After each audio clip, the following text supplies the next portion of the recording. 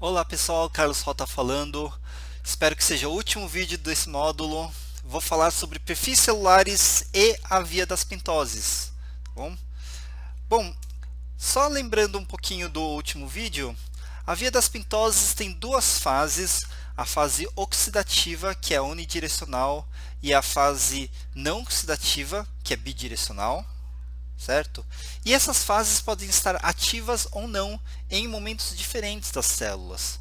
Então, por exemplo, se a gente tiver uma célula que precisa tanto de NADPH e ribulose 5-fosfato, nesse caso a gente tem a via oxidativa bastante ativa, tá? Convertendo a glicose 6-fosfato em NADPH e em ribose 5-fosfato, que depois é utilizado, por exemplo, para fazer nucleotídeos. Mas a gente pode ter, por exemplo, uma célula que precisa só de NADPH e ATP, não precisa de ribulose 5-fosfato. Então, nesse caso, a gente tem a glicose 6-fosfato virando ribulose 5-fosfato pela via oxidativa, produzindo NADPH, e a gente tem via a via não oxidativa a produção de frutose 6-fosfato e gliceraldeído 3-fosfato. E essas duas moléculas, elas seguem a glicólise, como vocês já viram exaustivamente, certo? Então, essa é uma forma de uma célula que precisa de energia, ao mesmo tempo que precisa de NADP, ela pode produzir os dois da mesma forma. Em outro caso, a gente pode ter células que só precisam de NADPH, não precisam de energia e tem que, por exemplo, produzir glicose.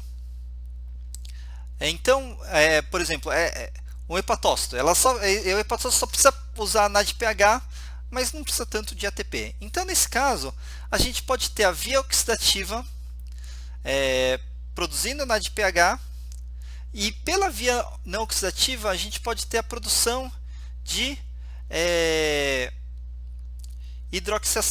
de frutose 6-fosfato novamente via gliconeogênese, e novamente glicose 6-fosfato, que pode entrar novamente na via das pentoses, gerando apenas NADPH ao custo da oxidação lenta da glicose, né? A gente parte várias vezes da glicose até ela ser completamente oxidada e produzindo um monte de NADPH.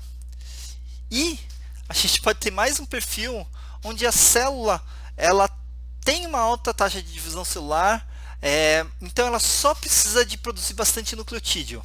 Nesse caso, a gente pode ter a glicólise funcionando, e ao invés da via das pentoses produzir ribose 5-fosfato pela via oxidativa, ela produz pela via não oxidativa, né?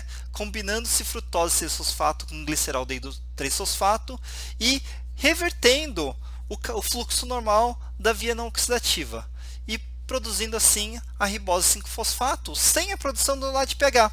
Que imagina só, se você precisa de bastante ribose 5-fosfato, mas não precisa de muito NADPH, você teria que gastar energia regenerando esse NADPH. E essa é uma forma de você não precisar fazer isso, certo? Então a via das pentoses pode ter diversos perfis dependendo das necessidades celulares.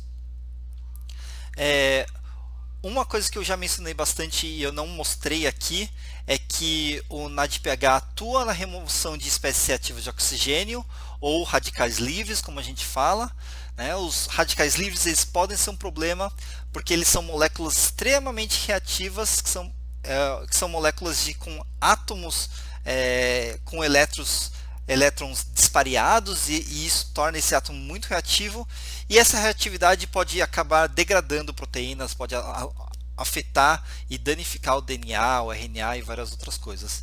Então, uma forma de você lidar com esses radicais livres, que podem ser muito perigosos, né? Então, eles podem ser produtos, por exemplo, da fotossíntese ou um produto da própria fosforilação oxidativa.